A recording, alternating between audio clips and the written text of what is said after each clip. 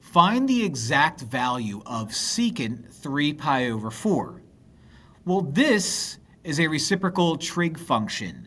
Secant is the same thing as 1 over cosine, which means secant 3 pi over 4 is the same as 1 over cosine 3 pi over 4.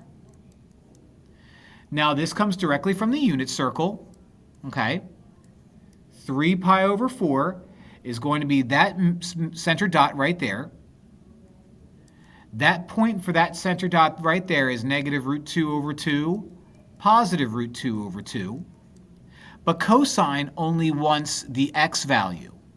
So this becomes 1 over negative square root of 2 over 2. Now, that looks bad. Let's multiply the top and the bottom by negative 2 over root 2, negative 2 over root 2. That completely eliminates the fact that we have an improper fraction here, actually a complex fraction here.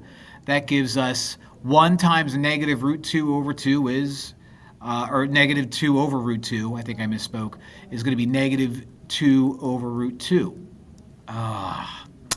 But then our mean old teachers from Algebra 2 say, you can't have a square root on the bottom.